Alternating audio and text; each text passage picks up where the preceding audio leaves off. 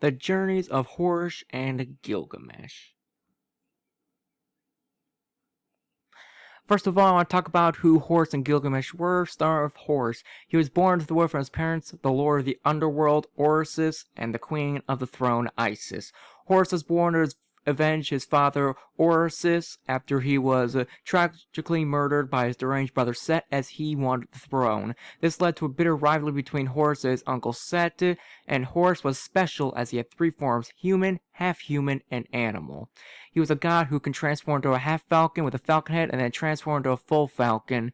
Horus also had many distinct features, including a left eye that represented the moon, a right eye that represented the sun, and a winged sun disappearance that depicted the battle between good and evil.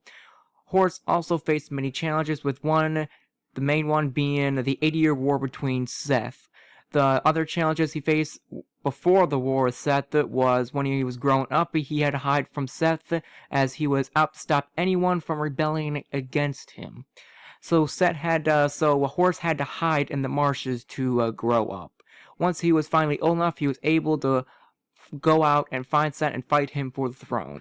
His biggest challenge was the war against Set, and while doing so, he lost his left eye, which made the battle between him even harder. And with that, you know a bit more about Horus.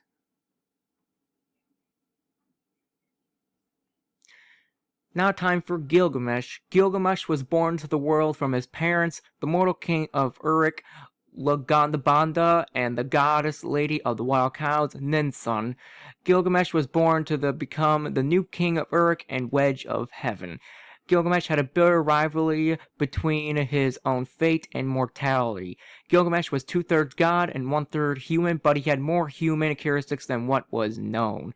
Once Gilgamesh became the king of Uruk, he opposed most of his people and was known as a horrible, arrogant king, but he was also incredibly powerful. Gilgamesh had an obsession with his own fate and always wanted to find immortality after the death of his friend Enkidu. So Gilgamesh decided to embark on a journey to find immortality, but the challenge he faced along the way included not falling asleep for 6 days, finding the city of Eutastheism, and the test of mortality. However, the biggest challenge he faced was accepting his own fate and mortality after return to Uruk. In the end, Gilgamesh came back a better king, listened to the people, and used his power to make Uruk great. Now that you know more about the Egyptian god and kings, we are going to go take a look at what makes a sequence of events a hero's journey.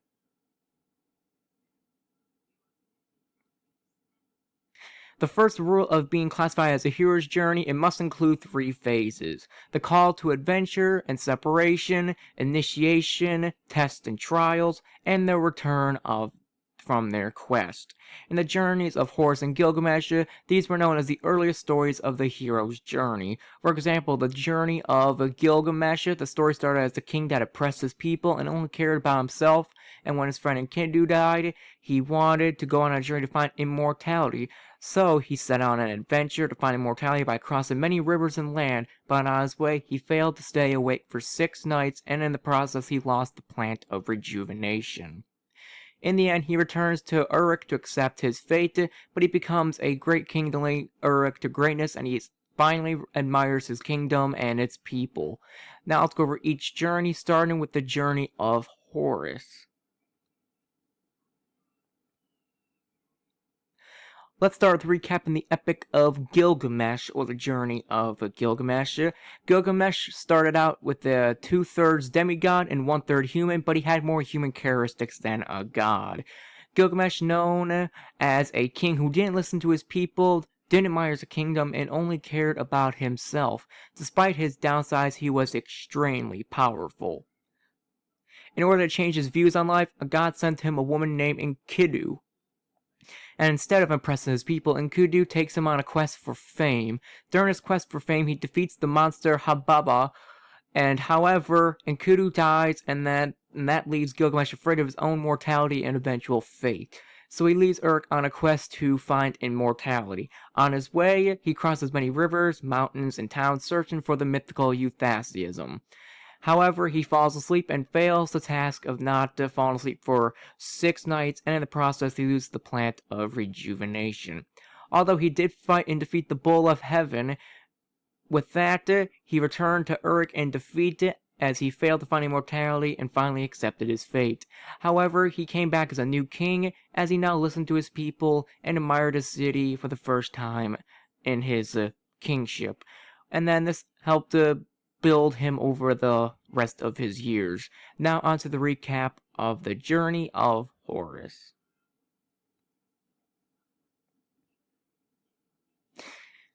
In the journey of Horus, the story starts out with Horus coming to the world to avenge his fallen father Orsis after he was killed by his brother Set. Horus was a falcon-headed god who represented the sky, kingship, and healing. During his childhood, he had to hide from Set as he was out to kill anyone and anyone who was trying to stop him. So Horus had to hide in the marshes until he was old enough to go out and fight Set for the throne. While Set was in power, he destroyed Egypt, leaving it in chaos and destruction, as he wanted to be the ruler of all. Then Horus was taught by many gods like Thoth and by his mother Isis. When Horus was finally old enough to depart the marshes, he went out and found Set and started fighting with him. During the many battles and trials, Horus had his left eye removed by Set. The god Thoth restored his left eye by giving it the powers of healing and protection. Using his new powers, he defeated Set and claimed the throne in the name of Orsis. Horus became known as the protector of the pharaoh and becomes the rightful ruler of Egypt. He uses his powers to unite the two lands of Egypt, restore peace and order, and justice to the land. Horus completed his journey and became one of the greatest leaders and protectors known in Egyptian history. Now that you know about the main parts of each journey, let's take a look at how each story is similar.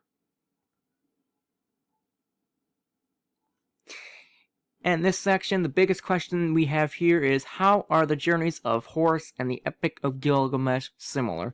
To start off with, both stories follow the stages of a classic hero's journey, even though they're the earliest known hero journey stories. Both of them were called to adventure, and both of them were embarked on long quests. Both of them also faced many challenges along the way, and both of them returned back from their journeys in their end. They are also similar. Both gods go on quest to avenge someone. Horus goes out to avenge his father Orsis after he was slain by Set, and Gilgamesh sets out on a quest he promised to Enkidu to find immortality after she died. Both journeys have the gods fighting someone as Horus battles Set for the throne, while Gilgamesh fights Humbaba and the Bull of Heaven on his quest for immortality. Finally, both journeys are similar as the rulers have to restore order and greatness to their kingdoms after they embarked on their quest. Horus takes the throne and restored peace and order to the great of Egypt, while Gilgamesh had to restore peace, order, and greatness to Uruk and make sure the city was back in its original place. Now it is time to see the differences between each journey.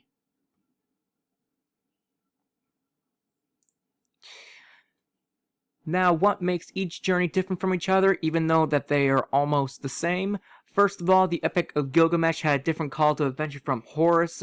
Gilgamesh was called to adventure when he is on his path towards fame and glory, but gets introduced along to Enkidu along the way, and when she dies, Gilgamesh is scared about what will happen to him, so he sets out on an adventure to find immortality. On the other hand, the journey of Horus, he was called to adventure the minute he was born, as his purpose of birth was to avenge his father Orsis after he was killed by Set. He was called to adventure to take the throne in the name of his father and restore peace and order to all of Egypt. The next big difference in each journey is the origin of each character. For the Epic of Gilgamesh, Gilgamesh is a two-third demigod, yet mainly human, as he struggles with accepting his fate and mortality. On the other hand, Horus is a falcon-headed god that represents the sky, kingship, and healing. His main challenge was to hide and eventually fight Set for the throne. Finally, the biggest difference between the journey was the outcome of their quest. For the Epic of Gilgamesh, Gilgamesh failed his journey to find immortality, as he failed to not fall asleep for 6 nights, and he lost the plant of rejuvenation. But when he returned to Uruk, he became a great king, and now we admired his entire kingdom and its people. However, in the journey of Horus, Horus beats Seth and takes the rightful heir to the throne and restores order and justice to the land. He then becomes the pharaoh of Egypt and becomes the protector of pharaohs and the healer and protector of all.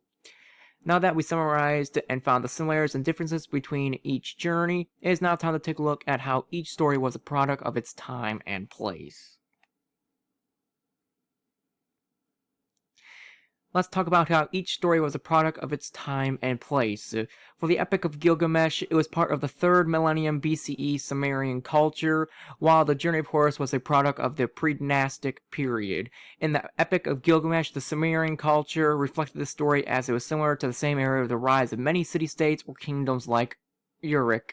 This started the transition from the nomadic life to kingdoms, and this also reflected to the story when everyone faced the fear of death and the potential of nothingness in the afterlife.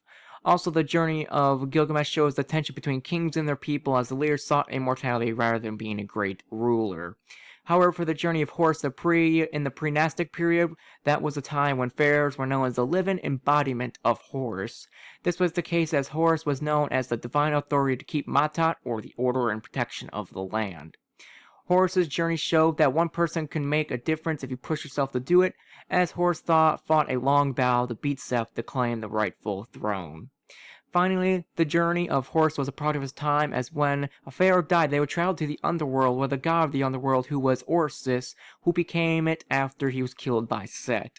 Then the new pharaoh would take the fallen pharaoh's throne to become the new living Horus. With that being said, let's take a look how each journey is still relevant to this day.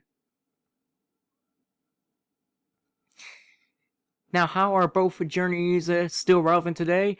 Starting off with the Epic of Gilgamesh, that story is still relevant today because it tells us no matter what we do, we can't escape our mortality, and inspires us to do things to leave a long-lasting legacy and impact on others surrounding us so they can remember us when we are no longer on this earth. It also states that everyone needs to go out and find ways to find their true spirit, culture, and identity.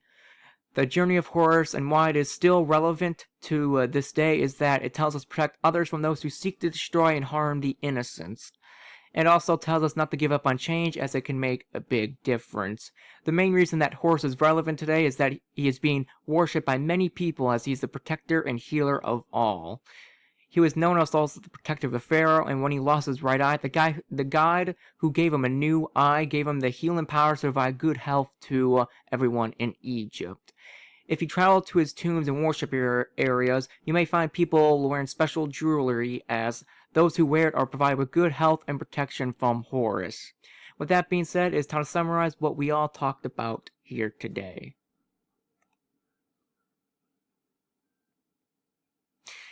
In conclusion, each story and journey is the earliest known for the genre of hero's journey, as they follow the guidelines of being a hero's journey. Both of them are called an adventure. They go on quests, endure challenges, and return from their quest, even though one failed and one succeeded.